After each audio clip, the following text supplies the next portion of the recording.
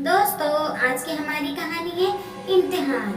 अरे अब उठ भी जा महारानी, सूरज सिर पर चढ़ गया है और कब तक सोएगी। माँ की आवाज गूंजी थी कानों में। माँ की बड़बड़ाहट चालू हो गई थी।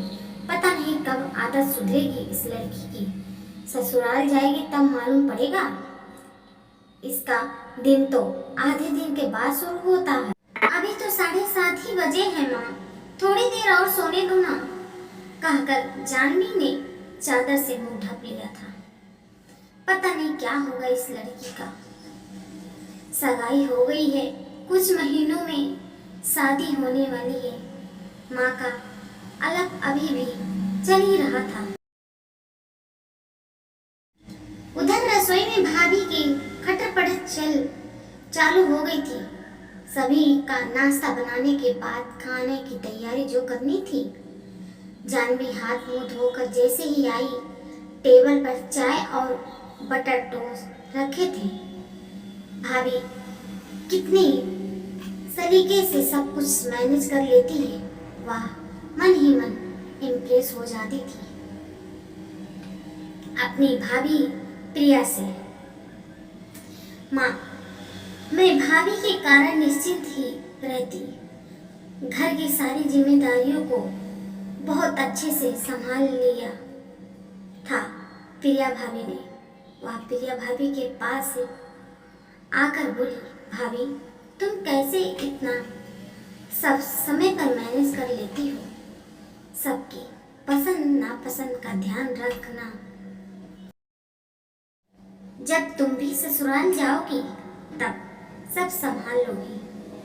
प्रिया मुस्कुराई। उसे मालूम था भैया की शादी के बाद माँ ने काम वाली बाई को छुड़वा दिया था, ये कहकर कि 4 लोगों का काम ही है, क्या बहू दिन भर करेगी क्या। फिर तो सुबह से प्रिया जो घर में काम में उलझती तो दोपहर हो जाती। फिर धुले कपड़ों को ताकर सहेजना, घर की सफाई, चाय नाश्ता निपटाते शाम के खाने की तैयारी हो जाती। पर प्रिया भाभी बिना किसी सिकान के सब काम धीरज से कर लेती थी। पर माँ को फिर भी लगता था कि वह कुछ खास नहीं करती, इससे ज़्यादा तो हम काम करते थे। पर भाभी बुरा नहीं मानती थी माँ की किसी बात का। प्रिया भाभी को 4था महीना चल रहा था। घर में खुशी का माहौल छाया हुआ था। कुछ ही महीनों बाद घर में नन्हे मेहमान की किलकारियां गूंजेगी। माँ की प्रफुल्लता दिख रही थी। भाभी के घरेलू कामों में अब माँ भी हाथ बटाने लगी थी। भाभी को काम करते हुए थकान आ जाती तो माँ हाथ से काम छीनकर उन्हें आराम करने कह देती। साथ ही प्रिया के खान पान का भी विशेष ध्यान रखने लगती थी। उसे आश्चर्य होता था कैसे तालमेल है सास बहू का। आज शाम जब वह सहेली के घर से वापस आई तो देखा माँ और प्रिया भाभी उसी को लेकर आंगन में कुछ बातें कर रही थी।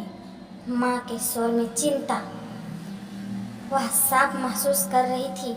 वही प्रिया भाभी माँ को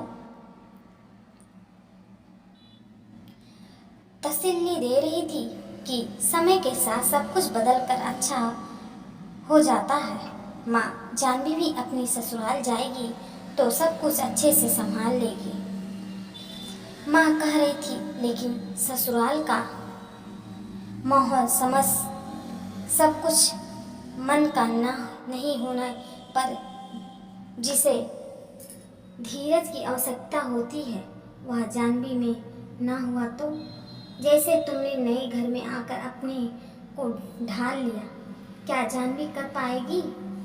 प्रिया भाभी ने माँ को पकड़कर झूले पर बैठा लिया और बहुत लगाव से बोली थी, हमारी जानवी बहुत समझदार समझदार है, लिखी पढ़ी लिखी है। आप व्यर्थ की चिंता कर रही हो माँ। मेरी मम्मी भी ऐसे ही चिंतती रहती थी कि मेरा क्या होगा ससुराल में, क्योंकि मैं भी जानवी जैसी ही थी, बेफिक्र। कुछ समझती तो कहा देती थी कि जब मैं जाऊंगी तब सब कर लूंगी। और सच शुरू में मुझे मम्मी की बात याद आती थी कि मैंने क्यों ध्यान नहीं दिया उनकी बातों पर। लेकिन धीरे धीरे मैं अपने घर में ढलती गई और आपको भी मैं समझने लगी कि नई बहू को घर की बागडोर देना सरल नहीं होता, दोनों का इम्तहान होता है। जानवी भी इसी इम्तहान में खरी ही उतरेगी, क्योंकि उसमें आपके संस्कार है।